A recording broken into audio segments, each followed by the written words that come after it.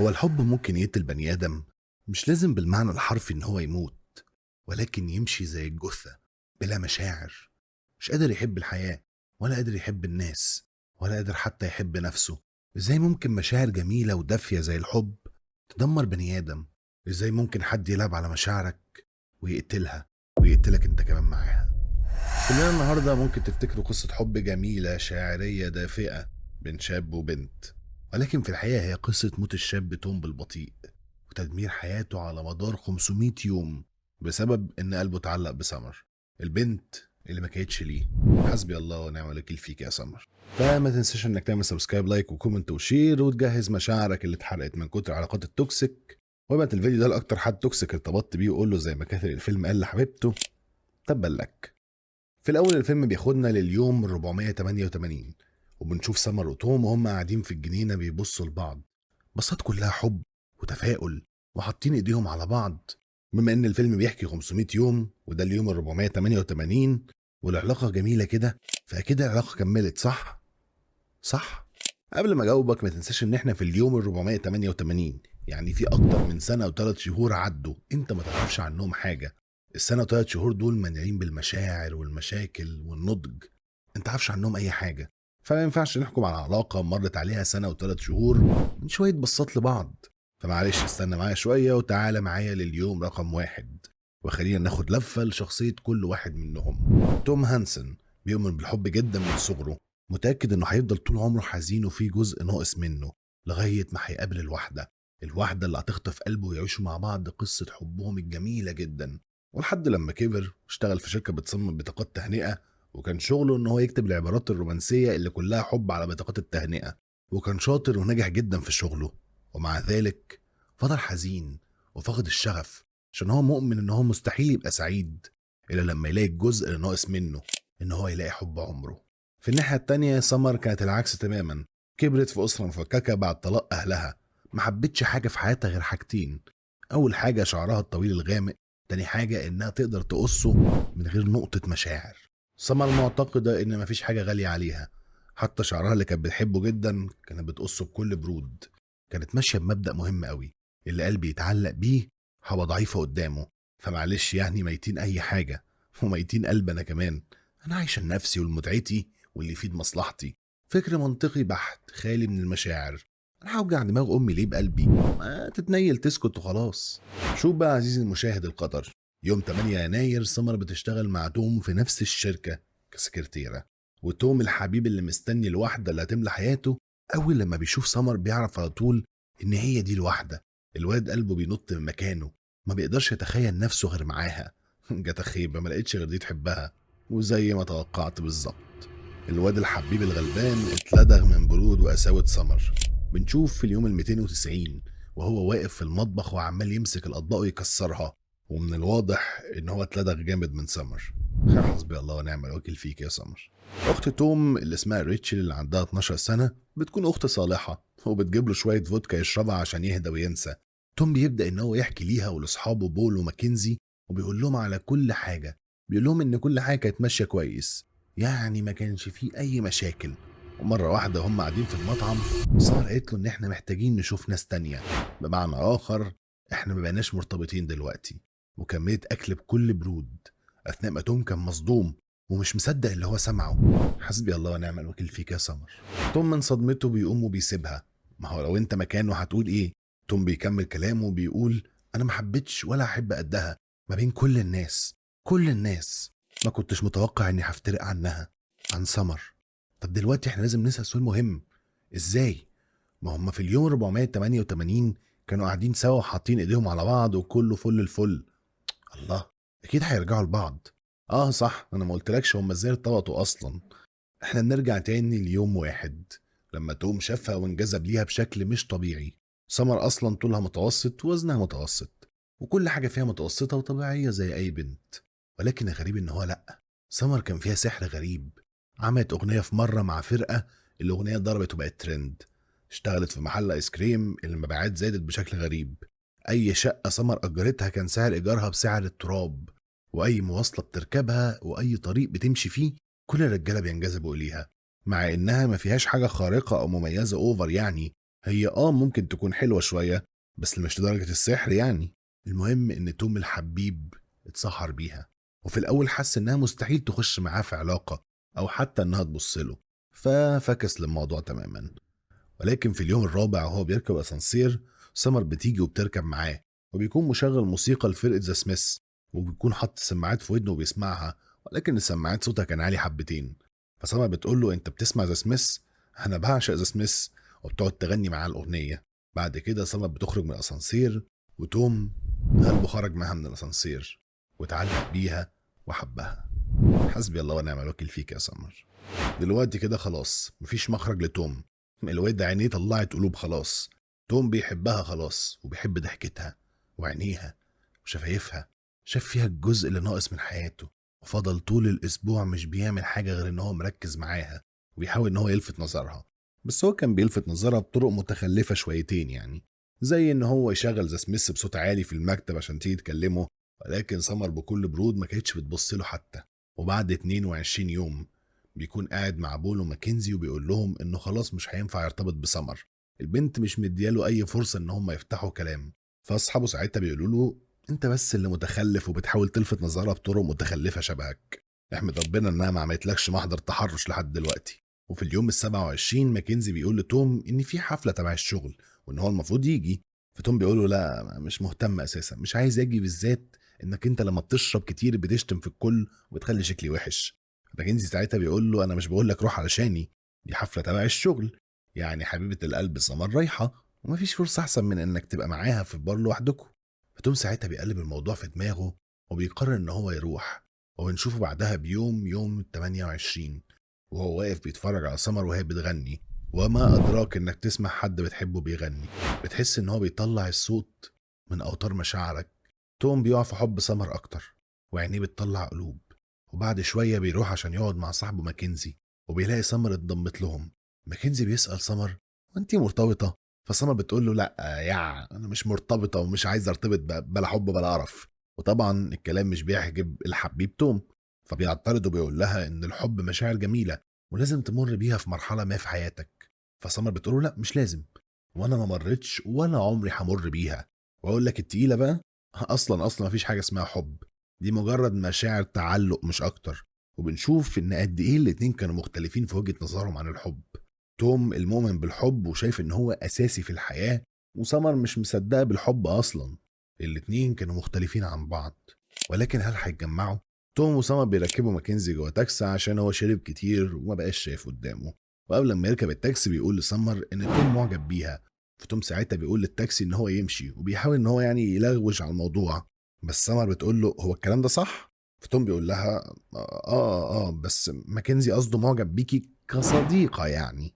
فسام بتقول له: كويس، انت شخص مثير للاهتمام، اتمنى ان احنا نفضل اصدقاء. هي رميته بالفريند زون رمية وحشة قوي.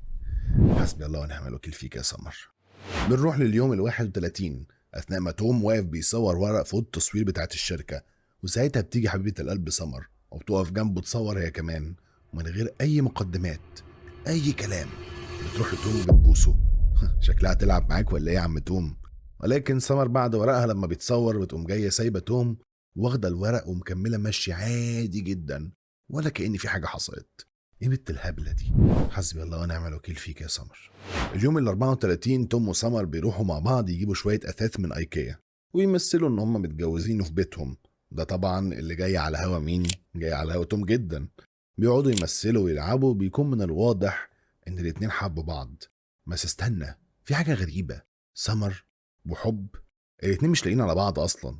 ازاي سمر اللي اتربت في اسرة مفككة وعمرها ما امنت بالحب تحب دلوقتي وكمان تخش في علاقة؟ اكيد في حاجة غلط. المهم ان سمر وتوم بما ان هم يمثلوا ان هم في بيتهم، فبيروحوا جوه اوضه نوم في ايكيا وبيناموا على السرير وبيبوسوا بعض. وقبل ما يعملوا اي حاجه سمر بتنبه توم وبتقول له بكل وضوح: انا مش ببحث عن علاقه جديه يا توم، انا بتسلى وبس. وتوم عشان مغفل بيوافق. بيروحوا البيت مع بعض، وطبعا انت اكيد عارف الباقي. حلم توم اتحقق وبقى سعيد جدا، والفرحه ما كانتش سايعاه. وفي اليوم ال34 توم قدر يوصل لسمر. بس هل فعلا وصل لها ولا كانت اللحظة بس طاغية عليه؟ بنقدر نعرف ده لما بنشوف حال توم بعد لما اللحظة راحت. كل الوهم اللي هو كان عايش فيه خلاص راح. احنا دلوقتي في اليوم رقم 303. توم شعره منعكش، مكتئب، منطفي. كل الفراشات والحب راحوا، واتبقى قلبه المكسور فقط. عارف ليه؟ لان هو ما قدرش يوصل لسمر. سمر كانت بتتسلى، وهو كذب على نفسه ان هو قدر يوصل لها.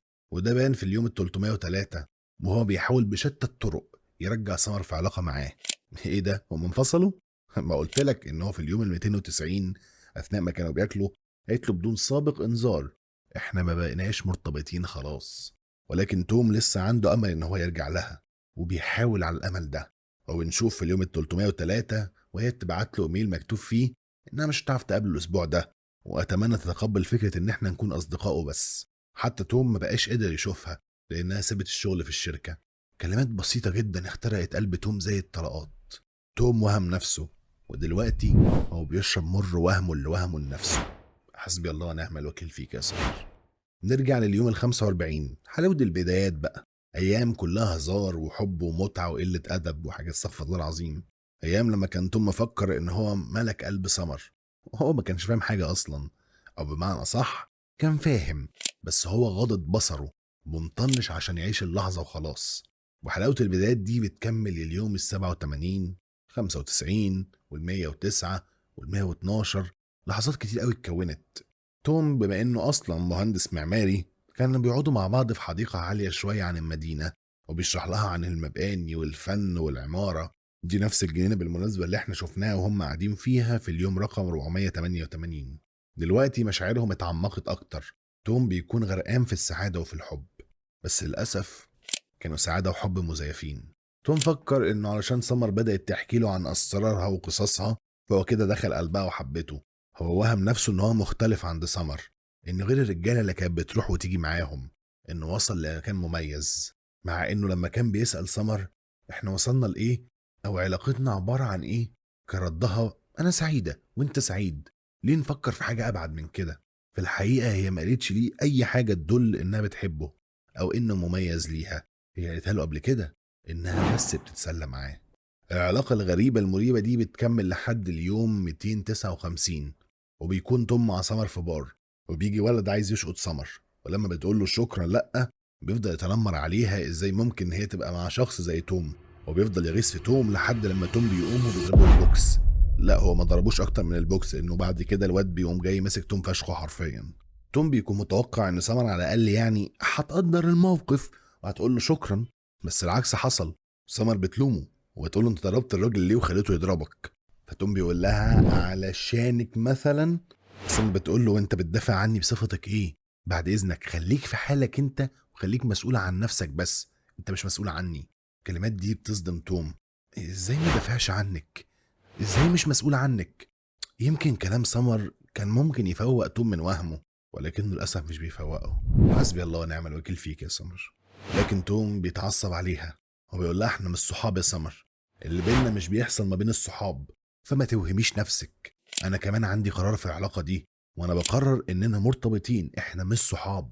وبعد كده بيسيبها وبيمشي، وبيكون مكتئب في بيته لحد لما سمر بتجيله وبتعتذر له، ولكنها بتعتذر له بس على كلامها عن انه يدافع عنها وانها اتضايقت من ده، ولكن مش بتعتذر له ومش بتراجع عن ان هم اصحاب وبس. وطبعا لان توم مش عايز يفترق عنها وعايز يبقى معاها تحت اي مسمى، بيعدي الليله وبيرجعوا مع بعض من تاني. حسبي الله ونعم الوكيل فيك يا سمر. عايز تعرف تاثير سمر على توم؟ بنشوف في اليوم رقم 314، يعني بعد شهرين من حادثه البار، بنشوف توم وهو متبهدل وبيتفرج على فيلم حزين لوحده في السينما ومش بيفكر غير في معاناته. وبنشوف في اليوم رقم 321 ومديره بيقول له ان هو ما بقاش قادر يكتب رسائل حب كويسه، لدرجه ان هو بقى يكتب شتايم في بطاقات التهنئه. ساعتها مديره بيغير قسمه من بطاقات الحب والفرح لبطاقات الجنازات والحزن، عشان اكيد هيعرف يكتب احسن هناك. وفي اليوم ال 322 توم بيقول ان هو بيكره سمر، بيكره ضحكتها، بيكره عيونها، بيكره شفايفها. كل تفصيلة صغيرة عن سمر توم بيكرهها، نفس الشخص، نفس التفاصيل، نفس كل حاجة، بس النظرة اتغيرت. حتى فريزا سميث توم كرههم. وفي اليوم 345 توم حاول يخرج مع بنت، ولكنه قضى طول اليوم بيتكلم عن سمر وقد ايه هو بيكرهها. حسبي الله ونعم الوكيل فيك يا سمر. توم بيقول للبنت ان يا اما سمر دي شيطان فائق الشر، يا اما الروبوت ما عندوش اي مشاعر. فالبنت بتساله طب هي خانتك؟ توم بيقول لها لا. فبتقول له طيب هي ما عملتش حاجه غلط؟ ما عملتش حاجه غلط. في الحقيقه هي ما عملتش حاجه غلط. سمر حقها تعيش حياتها زي ما هي عايزه وتدير قلبها زي ما هي عايزه. وفي الحقيقه هي ما كذبتش على توم وعلقته بيها. هي قالت له من الاول انا مش بدور على علاقه جاده، انا مش مؤمنه بالحب. توم هو اللي وهم نفسه ان هو حاجه مميزه وانها بتحبه. قلب توم وحبه عماه عن حقيقه انها بتستمتع بوقتها بس. كل الوقت ده الحقيقه واضحه وضوح الشمس قدام عينين توم، هو بس اللي قرر ما يشوفهاش. في اليوم ال 402 توم بيركب قطر عشان مسافر يحضر فرح واحد زميله في الشغل، ولكنه بيلاقي القدر مخبيله قنبله موقوته. سمر معاها على نفس القطر ورايحه برضه نفس الفرح. بعد غياب شهور من العذاب ظهرت من تاني. ومش بس كده، دي بتقوم من مكانها وبتروح له وتفتح معاه كلام. هي سمر عايزه ايه تاني؟ مش كفايه دمرت قلب الواد وبعدت؟ سمر بتفتح كلام تاني ليه دلوقتي؟ توم زي الكلب بيرجع يتكلم معاها طول الوقت بتاع السفر، وبرضه بيتكلم معاها طول وقت الفرح. يا توم، مش كنت خلاص قطعت العلاقه دي وكنت في ريحه علاجك؟ ليه ترجع تربط قلبك بيها تاني يا ابني؟ هو الحب كده يا عزيزي، مهما الشخص بعد وقلت انك كرهته لانك مش هتكرهه وقررت ان انت تبعد عنه، طالما انت في يوم حبيته لما بس يجي يشاور هتلاقي حاجه وجعتك في قلبك، وانت بقى ساعتها قوه ردك تروح ولا ما تروحش. بس ما تتوقعش ان حد حبيته من اعماق قلبك مهما عدت السنين مش هيبقى ليه تاثير عليك. توم بعد الكلام الكتير اللي مع سمر في القطر وفي الفرح وفي القطر تاني هم راجعين، بنشوف ان قلبه رجع يتعلق بيها تاني وبقى يحبها من جديد. يا عيني عليك يا توم، حسبي الله ونعم الوكيل فيك يا سمر. توم فكر ان المرة دي توقعاته هتبقى زي الواقع.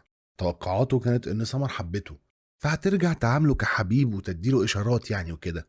بس في الحقيقة سمر بتعامله بطريقة جافة جدا، وكل توقعاته بتقع على دماغ امه. وده بيحصل لما بيشوف سمر بتوري صاحبتها خاتم الخطوبة. ايه ده؟ خطوبة؟ هي سمر اتخطبت؟ سمر ما كانتش بتدور على علاقة جادة وعمرها ما امنت بالحب اتخطبت؟ توم اول لما بيشوف الخاتم في ايد سمر بيتدمر، بيحس ببركان بيغلي جواه، بركان حزن وكسرة. توم مش بيتكلم ولكن عينه بتقول كل حاجة. لأول مرة بنشوف توم وهو بيبكي، ودي كانت آخرة الوهم. آخرة الوهم وحشة برضه يا توم. توم بيقعد أسبوع كل اللي بيعمله بيشرب وبيدمر في نفسه بس. توم ما بقاش مهتم بحاجة لدرجة إن هو بينزل الشارع بروب. وبعد أيام من الكسرة والقهرة توم بيقرر إن هو يستقيل من شغله ويتبع شغفه اللي هو الهندسة المعمارية. بيبدأ يدرس من جديد ويطور من نفسه لدرجة إن هو بيرسم المدينة كلها على البورد بتاعته. أثناء ما صور كانت بتتجوز. دلوقتي إحنا في اليوم المنتظر، اليوم رقم 488 اللي إحنا بدأنا بيه الفيديو. توم بيروح يقعد في الجنينة اللي كان بيقعد فيها مع سمر، وللصدفة سمر كانت هناك هي كمان. بيقعد معاها، وعلى قد ما توم بيحبها بس هو خلاص عرف وأيقن إنها ما بقتش ليه ولا هم هينفع يبقوا سوا. سمر بتظهر مشاعر مش مفهومة، بتفهمش هي مشاعر حب لتوم ولا مشاعر شفقة ولا مشاعر تأسف ولا مشاعر ايه. بس الأكيد إن سمر عملت اللي هي عايزاه. توم بيقول لها إن كل الكلام اللي قاله عن الحب غلط، شريك الحياة وإن الحب حاجة أساسية، ده مش صح. الحقيقة إن مفيش حب أصلا زي ما سمر كانت بتقول. بس الغريب مش هنا، الغريب إن سمر بترد عليه وبتقول له لأ، أنت كنت صح، الحب موجود وشريك الحياة موجود. والدليل على ده إني كنت قاعدة بشرب قهوة وبقرا كتابي والراجل غريب جه قال لي هاي بس، ودلوقتي هو بقى جوزي. أنا لقيت الحب يا توم. أنت مصدق عزيزي المشاهد إن توم الحبيب دلوقتي ما بقاش مؤمن بالحب، وإن سمر الباردة اللي عمرها ما حبت حد اتجوزت ولقيت شريك حياتها ودلوقتي هي مؤمنة بالحب. حسبي الله ونعم الوكيل فيك يا سمر. توم وسمر بيودعوا بعض آخر وداع، وفي اليوم ال500 بنشوف توم وهو بيقدم جوه شركة للمعمار، وفي الريسبشن بيقابل بنت جاية تقدم هي كمان على نفس الوظيفة. بيبدأ يتكلم معاها وبنلاحظ إن توم لقى الحب من جديد، وبيقول لها إن هما يخرجوا سوا، والبنت بتوافق. دلوقتي بقى في سؤال مهم، هل سمر غلطت؟